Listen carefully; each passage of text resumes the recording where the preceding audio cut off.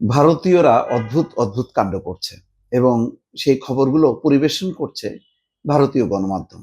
একটি খবর দেখা যাচ্ছে যে পাকিস্তানকে সমর্থন পশ্চিম এশিয়ার দুটি দেশের বুকিং হু হু করে বাতিল হচ্ছে।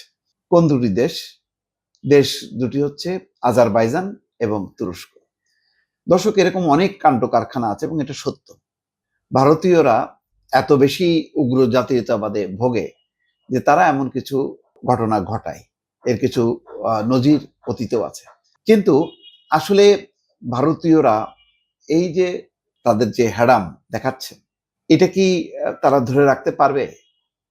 আমি কেন পারবে না এবং কেন ভারতীয়রা বিপাকে পড়বে, আমি একটা বিশ্লেষণ করব। তার আগে আপনাদেরকে অনুরোধ করছি যে যারা নিয়মিতভাবে ভয়েস বাংলার এই সংবাদ এবং বিশ্লেষণগুলো শুনছেন, তারা অনুগ্রহ করে আপনারাও অংশ নেবেন, ভয়েস বাংলার সঙ্গে নিয়মিতভাবে মতামত দেবেন এবং লাইক, শেয়ার, সাবস্ক্রাইব করবেন। খবর আগে বলি আপনাদেরকে, যে খবরটি আনন্দবাজার পত্রিকা প্রকাশ করেছে, আমার দেশ পত্রিকাও এই খবরটি প্রকাশিত হয়েছে। এখানে বলা হচ্ছে যে পশ্চিম এশিয়ার দুটি দেশের বুকিং হু হু করে বাতিল করছেন ভারতীয় পর্যটকরা।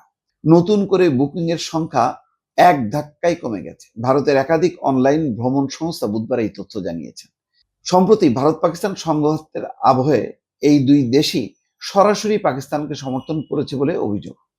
সেই কারণেই ভারতীয় পর্যটকরা এই দুই দেশ থেকে আপাতত মুখ ফিরিয়ে নিচ্ছেন। ভ্রমণ সংস্থাগুলিও এই দেশগুলোর চিত্রটা প্রকাশ করছে। বুকিং বাতিল হচ্ছে মূলত তুরস্ক এবং আজারবাইজানের।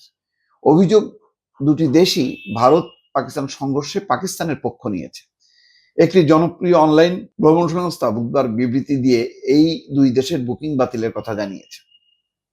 বিবৃতিতে বলা হয়েছে, গত এক সপ্তাহে ভারতীয় পর্যটকদের অনুভূতি প্রকাশ পেয়েছে তুরস্ক এবং আজারবাইজানের বুকিং 60% কমে গিয়েছে। বুকিং বাতিলের পরিমাণ আচমকা বেড়ে গিয়েছে 250%। ওকে, ঠিক আছে। এবার হ্যাঁ, তারা নৈতিক সমর্থন দিয়েছে। এর আগে তারা একই কাণ্ড করেছে মালদ্বীপের ক্ষেত্রে। মালদ্বীপের যে মইজু প্রেসিডেন্ট পদে নির্বাচিত হবার পর সে চীন বিরোধী হিসেবে পরিচিত। তারপর দ্রুত ভারত মালদ্বীপের মাটি থেকে ভারতীয় সেনাদের নিজের দেশে ফেরত যাওয়ার নির্দেশ দিয়েছে।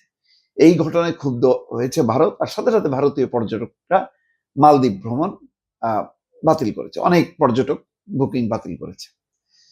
আচ্ছা, এইসব কারণে কি মালদ্বীপ তার অবস্থান পরিবর্তন করেছে, বা তুরস্ক করবে, আজারবাইজান করবে? করবে না।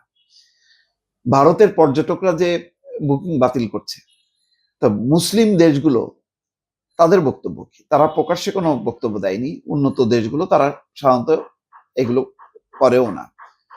কিন্তু খেয়াল করেছেন যে সৌদি পররাষ্ট্র প্রতিমন্ত্রী দৌড়ে এসছেন নয়াদিল্লিতে, এসছেন যুদ্ধ থামাও। এবং ভারত পাকিস্তানের যুদ্ধ থামানোর ব্যাপারে মার্কিন যুক্তরাষ্ট্রের পর যেসব দেশ সবচেয়ে সক্রিয় ছিল তারা ছিল সৌদি আরব, ইরান, সংযুক্ত আরব আমিরাত, কাতার। তাহলে কি কারণে? কারণ হচ্ছে দুইটা। একটা হচ্ছে যে তারা যুদ্ধ চায় না, আর অন্যদিকে হচ্ছে পাকিস্তানের সাথে সম্পর্ক, পাকিস্তানের সাথে ধর্মীয়, অর্থনৈতিক এবং বাণিজ্য। এখন যদি আজারবাইজান বা তুরস্কের মতন অবস্থান নিত মধ্যপ্রাচ্যের দেশগুলো, ভারতীয় পর্যটকরা সেখানে কি যেত না?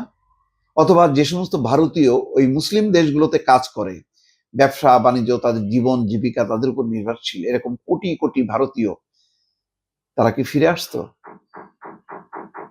সম্ভব মুসলিম দেশগুলোকে বয়কট করে ভারতের পক্ষে টিকে থাকা?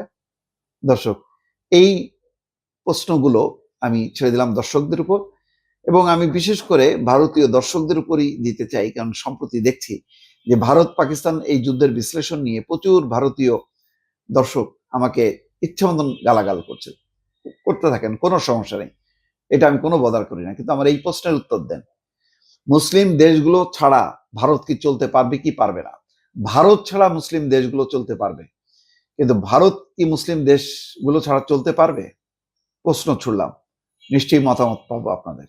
ভালো থাকবেন, আল্লাহ হাফেজ।